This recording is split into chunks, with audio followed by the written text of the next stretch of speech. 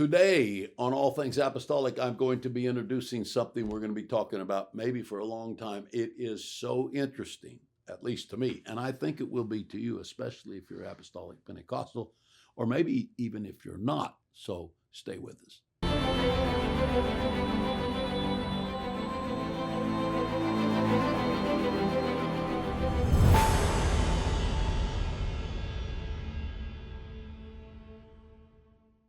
Okay, I want to greet you today on this 17th day of February 2025. And thank you for stopping by or becoming a part of or listening in or viewing All Things Apostolic.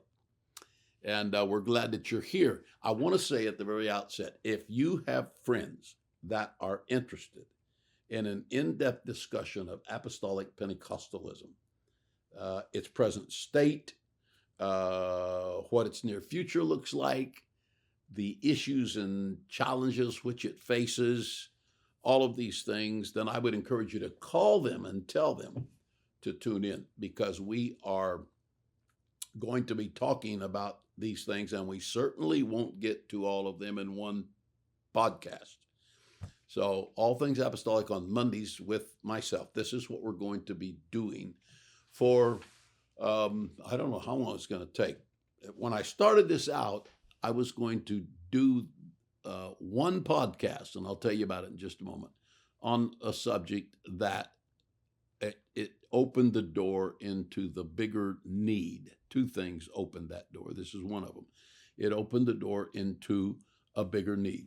And so one of the things that I was going to do was to do a podcast today on answering the question, is secular music okay for apostolic Christians to listen to? And this wasn't original with me. It came from a podcast that somebody sent me the other day. It was a podcast in which a good brother with whom I have a long and positive relationship, Brother David Bernard, who is the General Superintendent of the United Pentecostal Church, he was asked this question on a recent podcast, and I listened to his answer and became aware that, at least in my mind, embodied in this question was many larger questions, that it really wasn't just about music. And now he did a good job of talking about the music. Now, I didn't agree with all of it, but he would understand that. And so I was going to just talk about that and the implications of what we think about the subject of secular music, and how that it's not just about secular music, it's about a lot of other things. Well, those other things just kept growing and growing and growing until it dawned on me that we, at least this is my opinion, we need a very broad-based, lengthy, somewhat in-depth discussion of apostolic Pentecostalism in the 21st century. And really, that's where we're going here, to talk about all of these things, and that the source of this discussion is the changes that have come with what is commonly called postmodernism. Postmodernism being the 21st century, and the changes that have come, and they're real. And there were a couple of men in particular that wrote about this. And in the end of the 20th century, they wrote about what was coming in the 21st century. And they had uncanny insight into what was coming. Now, how they developed that insight, I don't know. I haven't investigated that, but they had uncanny insight. And now we're 25 years into the 21st century. And the things they said are, it's not eerie, but it is pretty amazing, the accuracy with which they spoke. And the way they knew that, they weren't prophets, but they weren't even Christians, that I know of. One of them, I'm sure, was not a Christian. But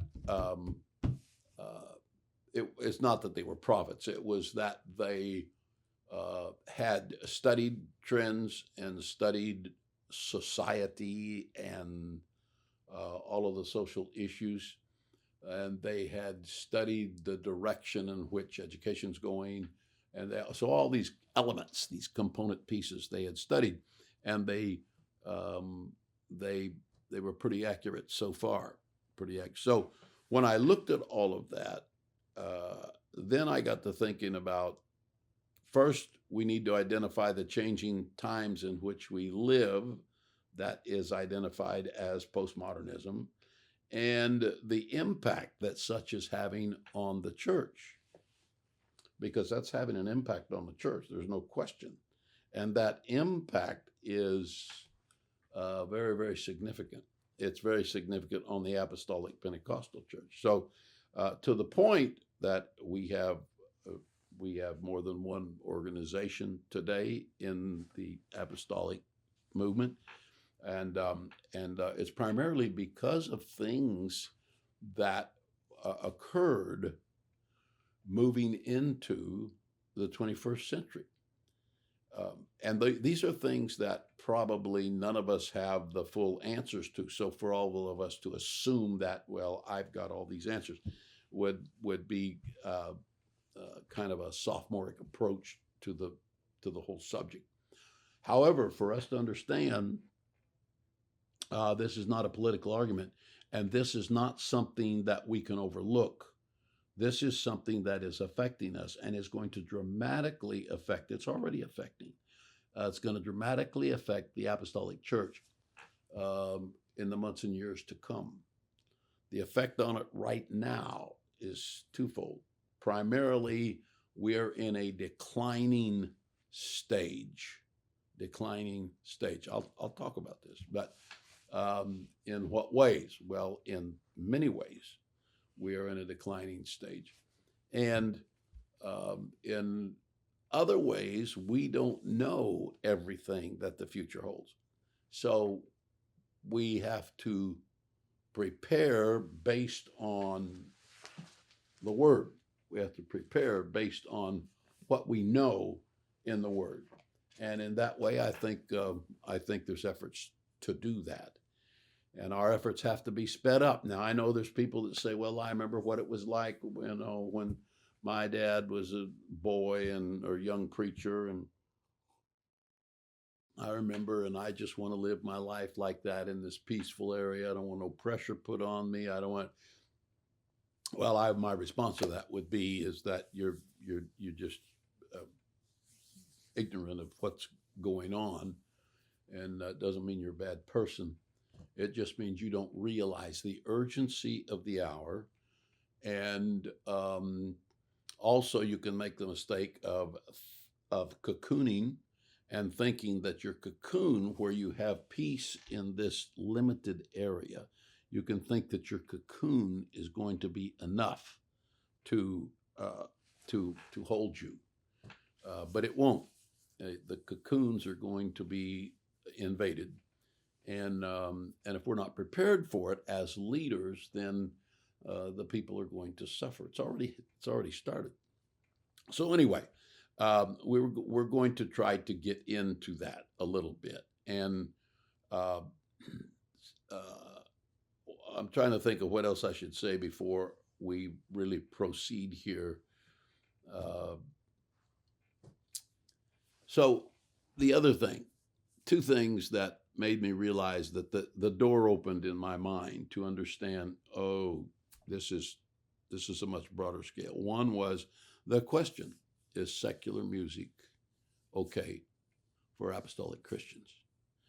And the concluding answer, by the way, with Brother Bernard was that it is okay. But he was careful to couch that in cautions that not all secular music is okay, nothing that is licentious or so forth. So anyway, you can hear it. I'm sure it's on the internet somewhere. But my immediate impulse was to give further discussion to that question. The question is unconsciously on the part of the moderator that asked the question, was a young man that just was the moderator.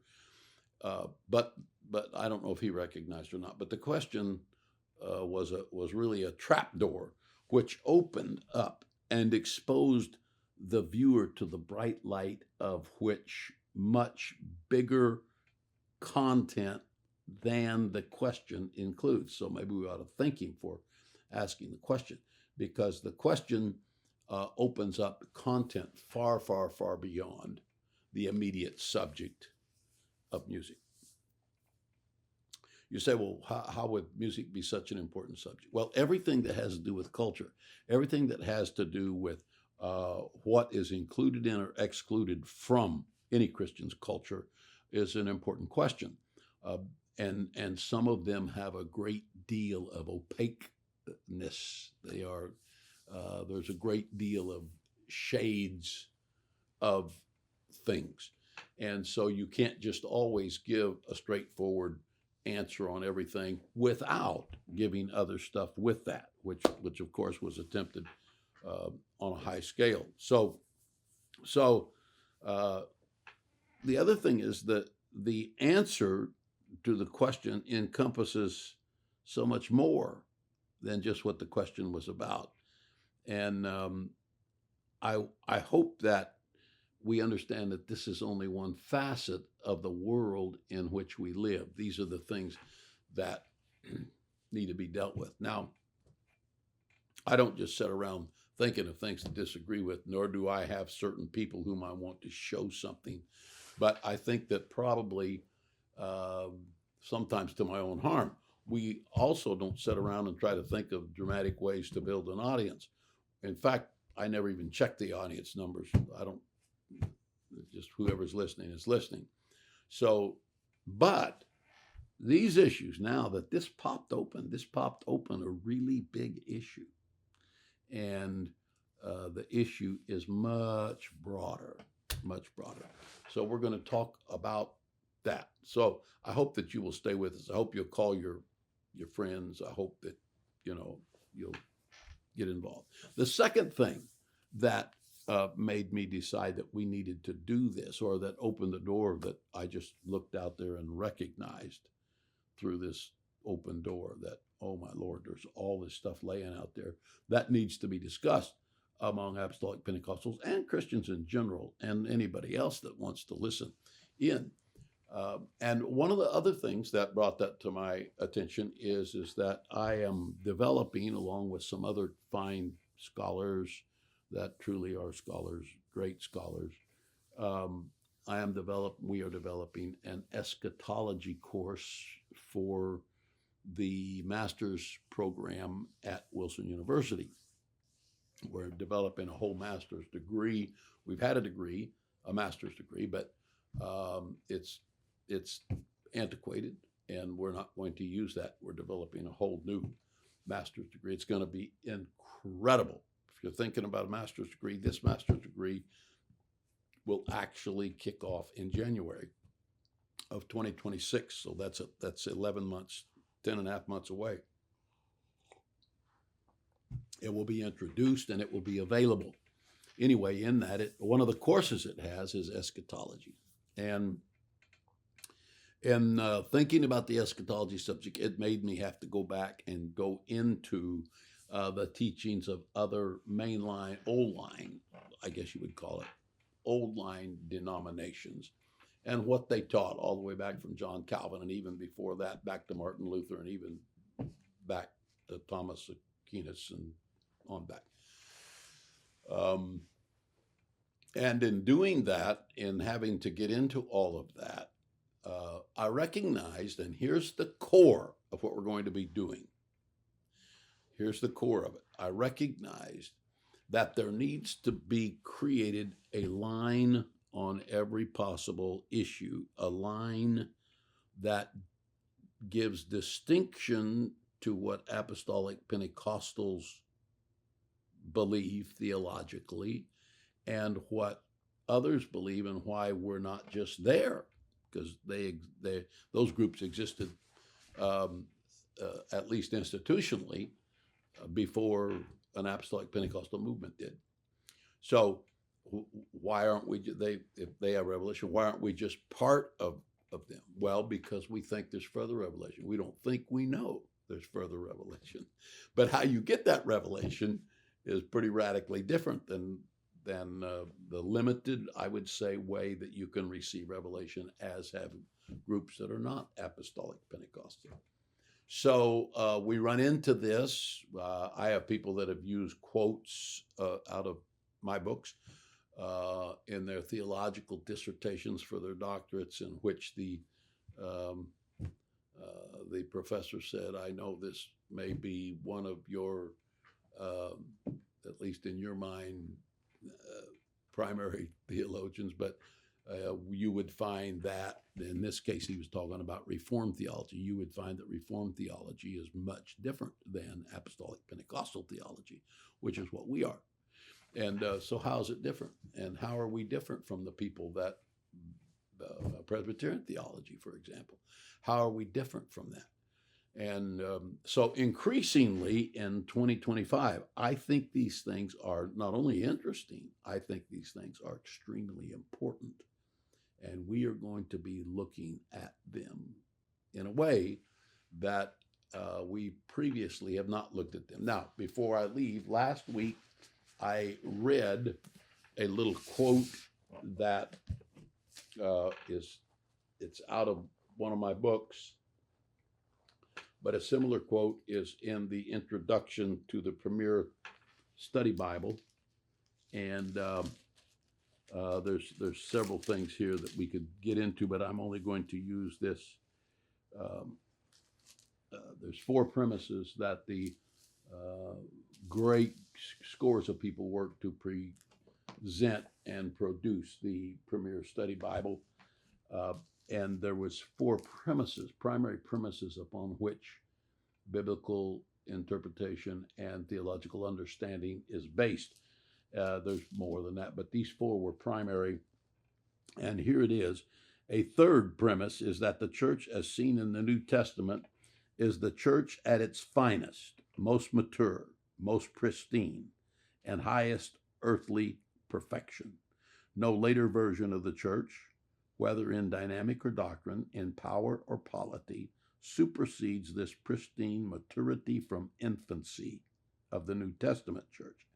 Like Adam, the church was divinely breathed into and created immediately mature and complete. It is thus the sole model for all ages, both in doctrine and action, neither of which have been divinely altered at any time in the church age, nor can they be improved. The journey of the church back to itself can be observed by the centuries of restorationist progress toward return to the only sure model, that is, the New Testament. Everything essential to the definition of the church as the church is found in the Bible. Likewise, every gift of grace and power provided to the original church remains available for the church in the present and will so remain until the end of the age. That's an apostolic Pentecostal theological premise. And we believe that. And so what we want to do in the ensuing weeks here is we want to take that, and that's the template that we believe, and we want to place other beliefs, that some of them which are radically hostile to that vision. I want to place it against it. Let's figure out what's right. All right? We're glad you're with us. Call your friends. If you have apostolic friends in particular, call your friends. We're going to have a great time together in the next few weeks.